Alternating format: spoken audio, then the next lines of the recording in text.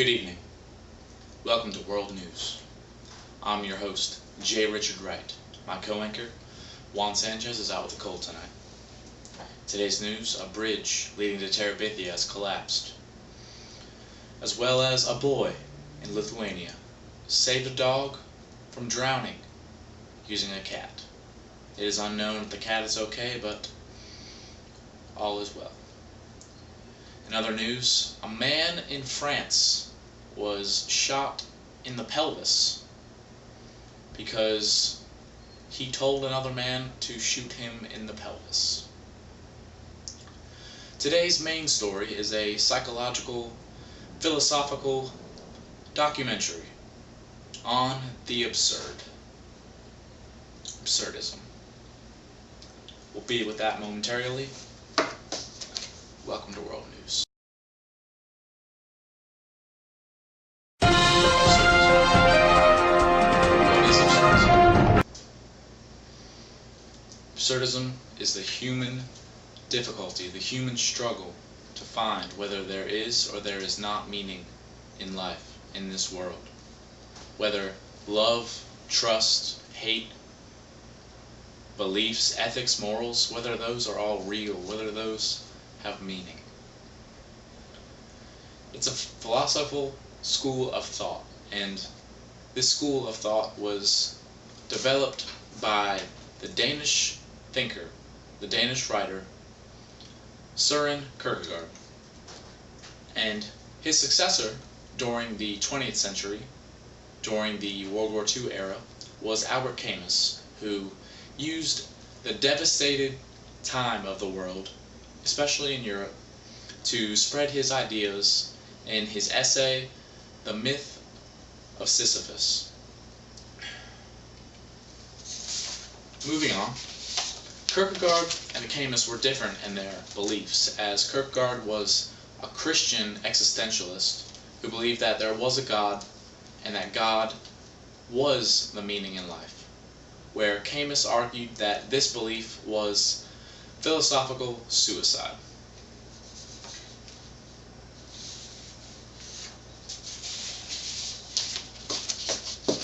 The meaning of life. What could it be? Is it an illusion? Camus argued that humans try to escape. They try to escape what is real. And then Kierkegaard, as previously stated, argued that God was the meaning of life, that God was who humans were to find and believe in. Is it for personal meaning? Is that the meaning of life? Is it for freedom? The human spirit, the human freedom, the human soul to just go out and do whatever it pleases? I'm not sure. Is it hope? Hope that there's something more out there, that there's a God maybe, that there's something better than this? Or is it integrity, that you're knowing, you know for a fact that there is something out there, but you're just still questioning that belief?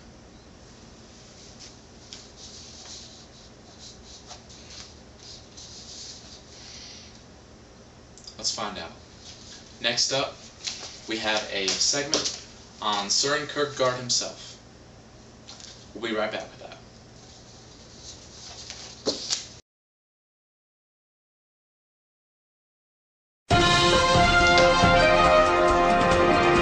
The face you just saw, ladies and gentlemen, that'd be Søren Kierkegaard, a man we previously discussed in our session about absurdism, known as the father of absurdism.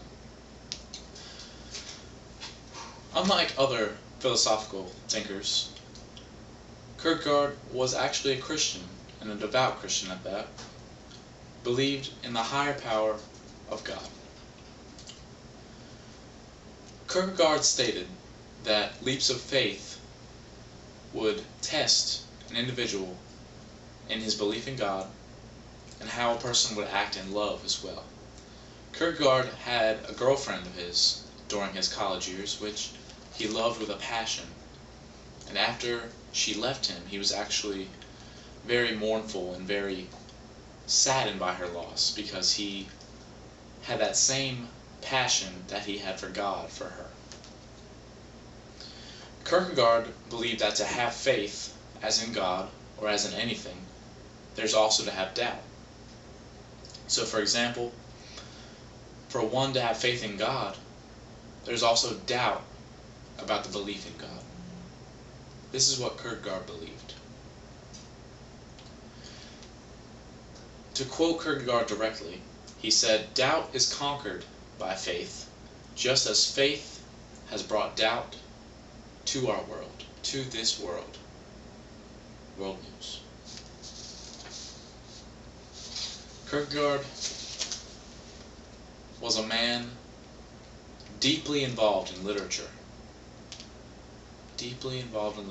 And one of the most influential philosophers of the 18th century.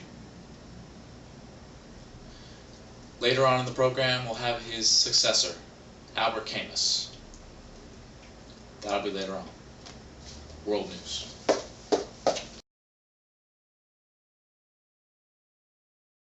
The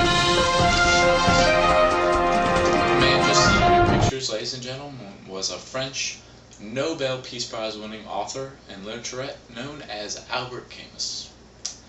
Albert Camus, early in his career, wrote an essay entitled The Rebel. The Rebel was an essay basically about his rejection of nihilism.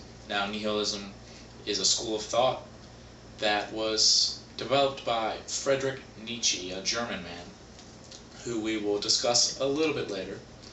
And it's the rejection of everything, that nothing exists, nothing is real. But we'll get more into that later, okay?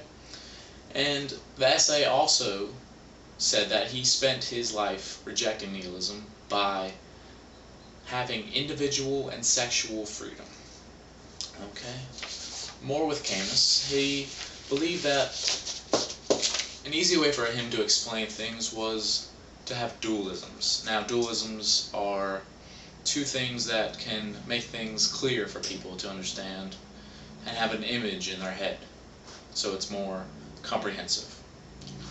Like up and down, left and right. With Camus, he used things such as happy and sad, dark and light, life and death to describe the absurd. Now, Camus once said that our life must have meaning for us to value it. He said that if we accept that life has no meaning, and therefore no value, shouldn't we just kill ourselves? I don't know. We'll answer that question later. In Camus's book, The Myth of The Myth of Sisyphus. I'm sorry, ladies and gentlemen.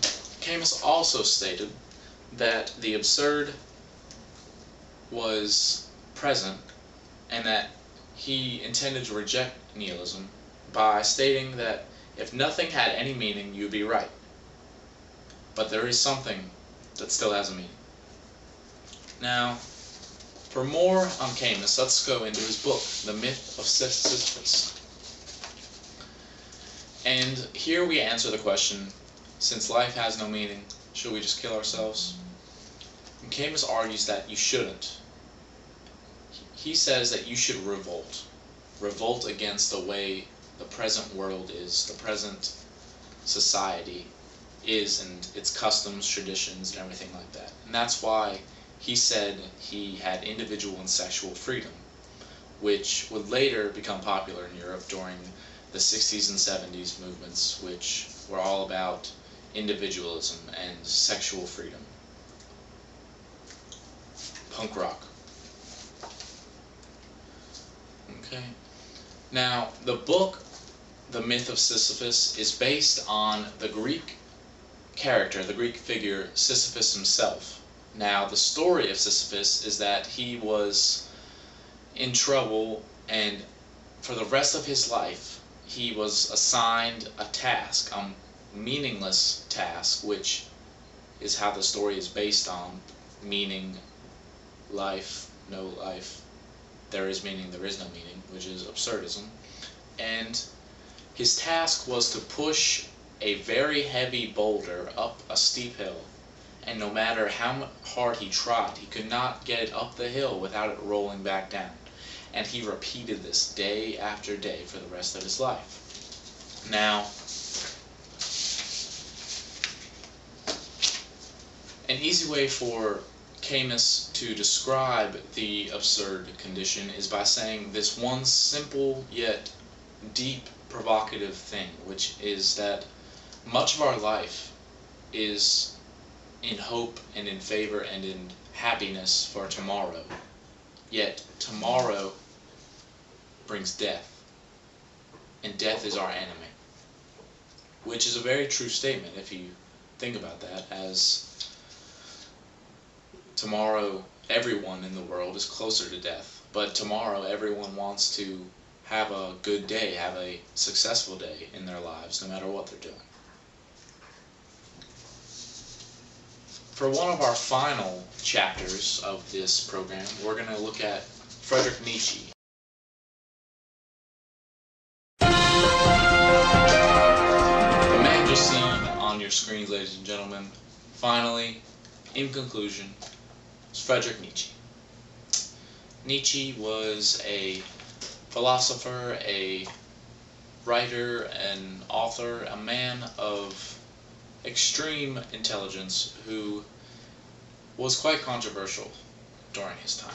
Now, Nietzsche was an establisher of nihilism, which, as previously said, means that there is no God, and that nothing exists, and that this is all just unreal for humans to believe in. There's nothing to believe in for humans. And that when we die, our bodies are just going to rot in the ground. And then it's going to happen over. It's a cycle, the life cycle. Now, Nietzsche said that God is dead.